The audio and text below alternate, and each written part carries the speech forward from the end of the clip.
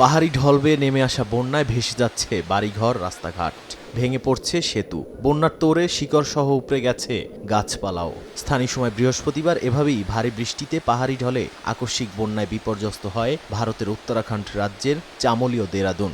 এতে প্রাণহানি ছাড়াও নিখোঁজ রয়েছেন বেশ কয়েকজন।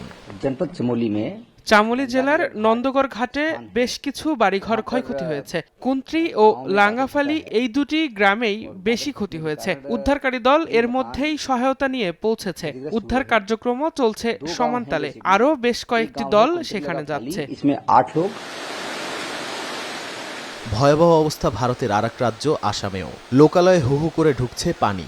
ধানসিঁড়ি নদীর পানি বেড়ে ডুবেছে গ্রামের পর গ্রাম, তলিয়েছে বসতঘর, রাস্তাঘাট ও ফসলি জমি। বাধ্য হয়ে বাড়িঘর ছেড়ে নিরাপদ স্থানে চলে যেতে হচ্ছে বাসিন্দাদের। একই অবস্থা মণিপুরেও। ওয়াংজিং নদীর পানি বেড়ে প্লাবিত হয়েছে রাজধানী ইম্ফলের দক্ষিণাঞ্চল। ডুবে গেছে সড়ক। জওহরলাল নেহেরু মেডিকেল কলেজ হাসপাতালে পানি ওঠায় পাঠদানের পাশাপাশি ব্যাহত হচ্ছে চিকিৎসা সেবা। কর্তৃপক্ষের আদেশে এরই মধ্যে শিক্ষার্থীরা হোস্টেল ছেড়ে নিরাপদ স্থানে চলে গেছেন। আমাদের হোস্টেলে সব ধরনের সুযোগ সুবিধা আপাতত বন্ধ রয়েছে। বিশেষ করে এখানে খাবারের কোনো ব্যবস্থা নেই। বিদ্যুৎ সরবরাহ বন্ধ থাকায় রান্নারও কোনো ব্যবস্থা করা যাচ্ছে না। এ কারণে আমাদের চলে যেতে হচ্ছে। ভারতের অন্যান্য রাজ্যেও চলতি বছর বর্ষা মৌসুমে বন্যা পরিস্থিতির সৃষ্টি হয়েছে। পাঞ্জাবে এবারের বন্যায় এ পর্যন্ত মারা গেছেন অন্তত ৪০ জন। পশ্চিমবঙ্গের জলপাইগুড়িতে আশ্রয়হীন হয়েছেন বহু মানুষ।